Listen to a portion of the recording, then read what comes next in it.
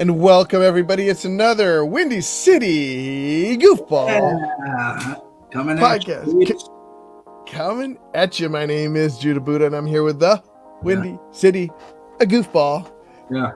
And we're gonna have a guest today because we're gonna be talking about improv, and we know somebody who's into improv. What's that? I hope some of you are into improv because you're probably going to be seeing a lot of that in this channel in the future. Yeah, that's the thing, is that we wanna actually incorporate it. We've done a little bit on your channel, right? Yeah. But we want to incorporate it. So without further ado, I want to introduce Chris. Chris is a friend of ours. So you were part of IO, and what else? Oh no, I mean I just studied there. IO. I studied at the IO Annoyance and Second City for a bit. Oh, okay. And which one did you do, Sean?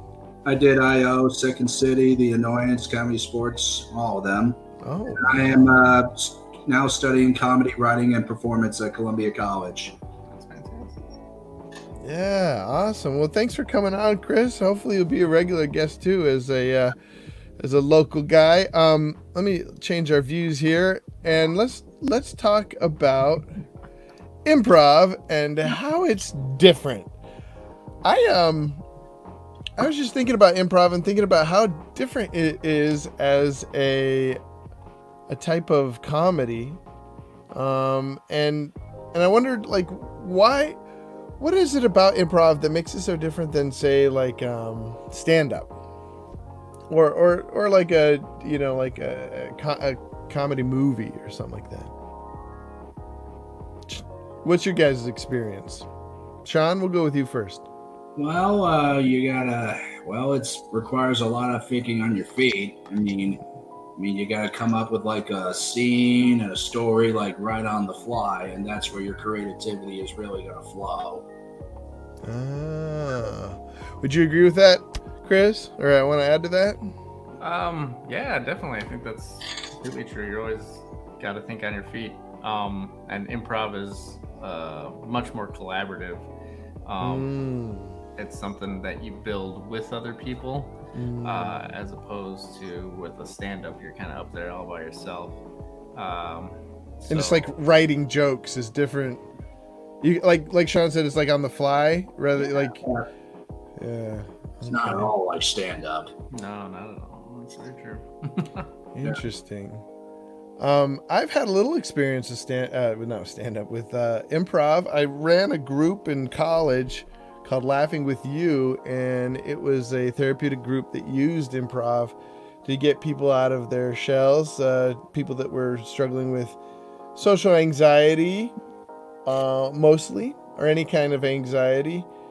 What we found is that when you get into a situation and you put yourself in a different role, that people could think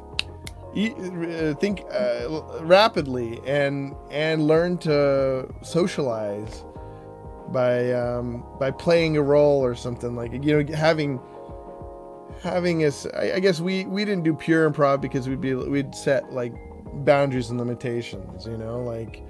And props. We'd use props and stuff. I guess that is improv. Yeah? Yeah. Yeah. What do you learn when you go to improv school? Chris, we'll go to you first.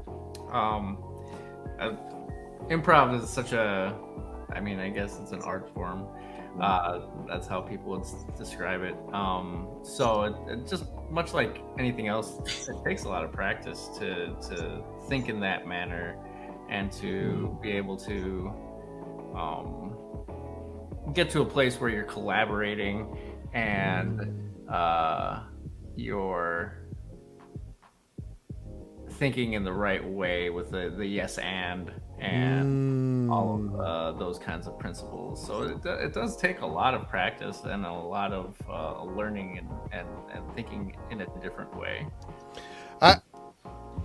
I can attest to that. I tried doing this. I had a friend of mine that worked for, or he was learning at Groundlings in LA, and and he wanted to do like he said, "Oh, you're a funny guy. Why don't we do like a video series on YouTube and we'll do improv?" And I sucked at it so bad because I didn't get the whole yes and thing.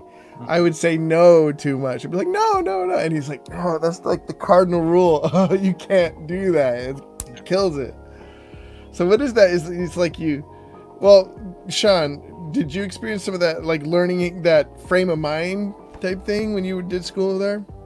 What was the question again? Oh, is that a lot of what you picked up from your classes there is getting in the right frame of mind and approach? You might say that. What else? Anything else? I mean, to be honest, I kind of hated it at first because it was the old too hard thing, so I gave it up for a while. Then I met this guy who did improv, and he got me back into it. Well, what got you back into it? Like what helped the second time you got back into it? What was better?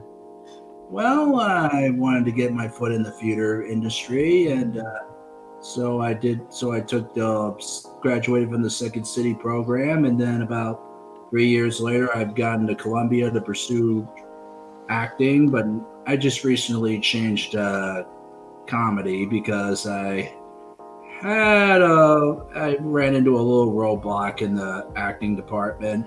One of my teachers thought I wasn't cut out for it, and wouldn't you know it, I ended up getting an A in the upper class that I was taking, and I had my first straight A semester this year, which included a comedy class. So, congratulations, dude! Yeah, Rich. Nice. Well, so a lot of it is a different frame of mind and approach. The thing that I was thinking about is COVID.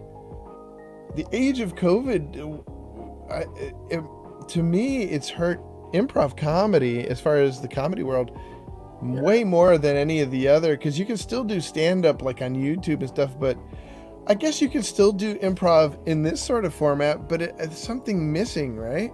I mean, the physical contact. Yeah. What was that, Chris? Improv is very much, in my experience, it's very much a organic thing that happens in like a here and now moment, and like that whole experience of like it in a theater with other people, it's very hard to duplicate that online. But I have been seeing a lot more improv via things like Zoom and online avenues. So it's definitely possible, but yeah, just much like the theater, you do miss that in-person aspect, I suppose.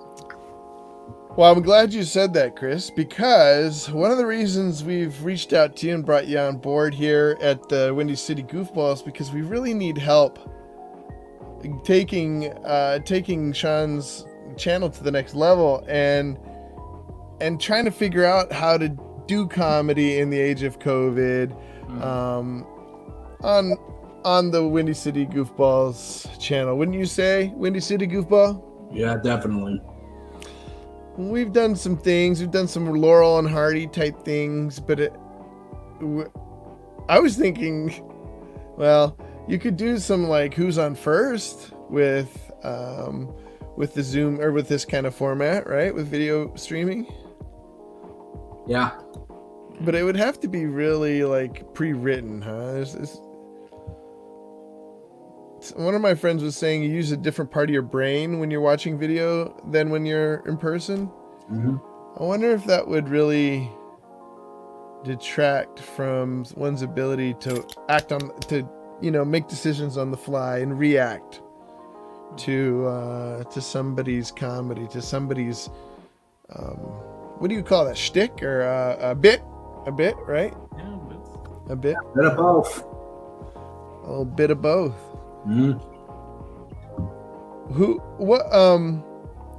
Because I guess when I think of improv, I think of Whose Line Is It Anyways? Did you guys ever watch that? No, I haven't, actually. You've never seen Whose Line Is It Anyways? No, honest to God. That's your homework. I need you to go on. You're not my professor. Well, I think you got to check out Whose Line Is It Anyways with Colin. Is it Colin Mockery or Ryan Mockery or Ryan Colin Mockery and Firth? Ryan Styles. Styles, yeah. Yep. Yeah, those guys are hilarious. And then all the and then And who's Wayne the Brady now. Wayne Brady, yeah, Yep. yeah. Yep. Who's the guy who is the not the DJ, The the host showrunner, the host. That was was Drew Drew Carey for a Yeah, Drew Carey. while. I'm not sure if it is still Drew Carey. probably not. I think there's a somebody else now.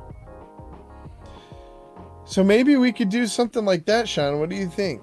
Where the one I remember is where like you'd have to do a scene as and then you'd have like pieces of paper and you'd pull them out of your pocket and you'd at a certain point, or you'd have a bell and somebody would ring a bell, and every time they ring the bell you'd have to read the piece of paper and go along with it. I'm sure you've done some of those in Yeah, we have.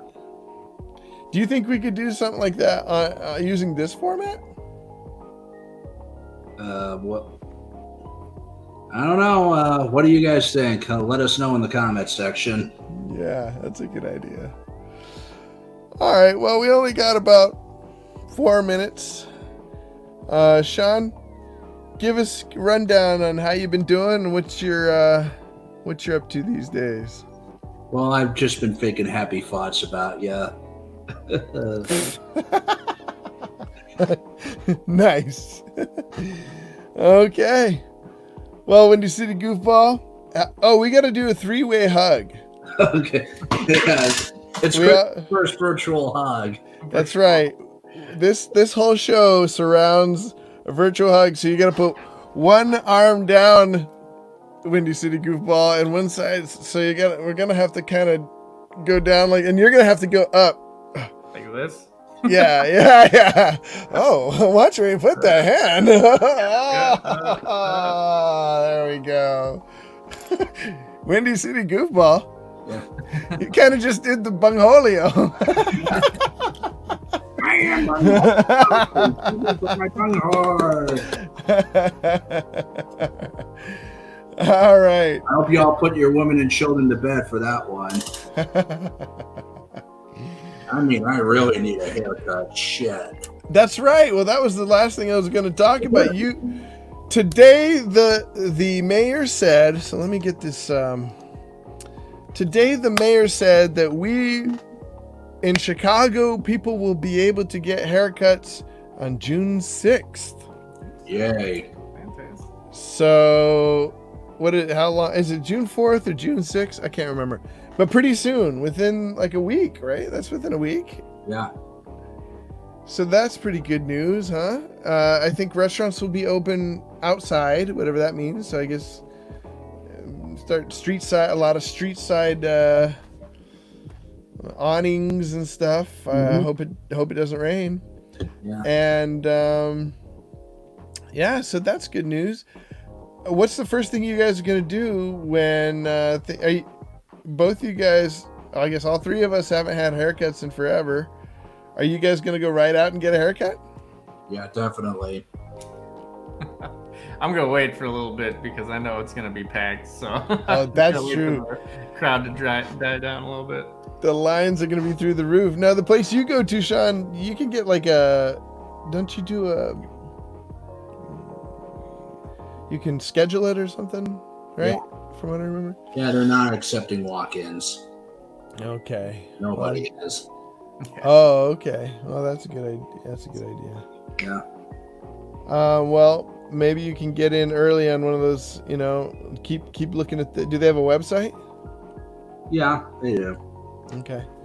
Keep checking that website. See if you can get in. Of course, you don't wake up till. You're kind of a late sleeper. I guess all of us are kind of late sleepers. But are you a late sleeper, Chris? Or are you an early riser? It depends. Usually, I'm pretty early. Oh, okay. Sean and I like to sleep to the wee hours of the afternoon. Oh, really? Right, Sean? Yeah. So you're probably going to be looking for something like in the afternoon? Yeah. All right. Well, that wraps up our time. Any final words from either of you?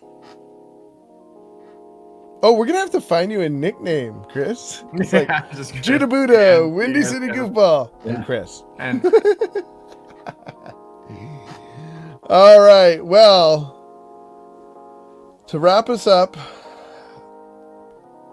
let's see. We're gonna have to do one final thing. We're gonna have to. What's a song all three of us can sing? All you guys know "Row, Row, Row Your Boat"? Yeah. How does it start? It goes row, row, Row, row your boat gently down the stream. Merrily, merrily, merrily, merrily. Life is but a dream.